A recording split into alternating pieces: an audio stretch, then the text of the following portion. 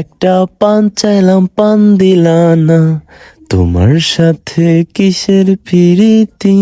Hey WhatsApp guys, this is me Fazle Rabbi. আজকে ফ্রেন্ডের সাথে মাওনা গেছিলাম, আমারও একটা কাজ ছিল। তো প্রথমেই সে চলে যায় তার নানির জন্য পান কিনতে, তাই এই গানটা আপনাদের জন্য ডেডিকেট করলাম। অ্যান্ড ক্রাউড দেখে বুঝতেই পারতেছেন মাওনা চৌরাস্তা বেতন মার্কেটে কি একটা অবস্থা। কিন্তু আজকে হবে জুতা সমাচার। সো বাংলাদেশ একটা গরিব দেশ, আপনারা জানেন। এই গরিব দেশের আমাদের মতো মিডল ক্লাস পোলাপাইনে মার্কেট করতে গেলে দোকান দোকান ঘুরতে ঘুরতে, অ্যান্ড এটা সবার ক্ষেত্রে, গরিব বড় লোক মিডল ক্লাস সবার ক্ষেত্রে, বাংলাদেশে আবার অন্য দেশে যেই দেশে হোক, মার্কেটে গেলে মনে করেন যে ঘুরতে ঘুরতে জীবন শেষ হয়ে যায়। এই দোকান থেকে ওই দোকান পছন্দ হয় না।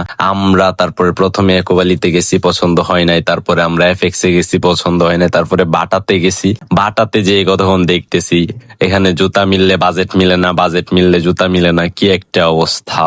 তারপরে এফএক্স থেকে জুতা নিছিলাম, ওই এফএক্স এর জুতা আমার গাম সুইটা গেছে। ওদের শোরুমে গেছি, বলছি ভাই ঠিক করে দেন, বলে 3 দিন লাগবে। আমি বলছি থাক ভাই, লাগবে না, দেশে মুচির অভাব নাই। তারপর আমরা চলে আসলাম রাস্তার পাশে ফুটপাতে স্বর্ণের আংটি দেখে বন্ধুকে বলতেছিলাম তোর ভবিষ্যৎ বউয়ের জন্য কিনে নিয়ে যেতে পারোস। তারপর 99 শপের মাইকে ডাকাডাকি শুনে আমি বলতেছি 99 শপে যায় জুতাটা কিনে নিয়ে আয়, তাহলে কম দামে ভালো প্রোডাক্ট পাবি, কাকলি ফার্নিচার। তারপর পাইকারি মার্কেটে ঢুকলাম, ওইখানে কয়েকটা জুতার দোকান দেখতেছিলাম, বাট ওইখানে জুতা একদমই পছন্দ হইতেছিল না।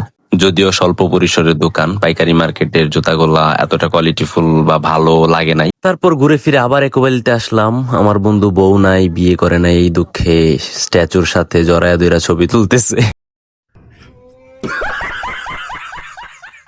অবশেষে প্রথমে যে দোকানে গেলাম সেই দোকান থেকেই জুতা কিনলাম।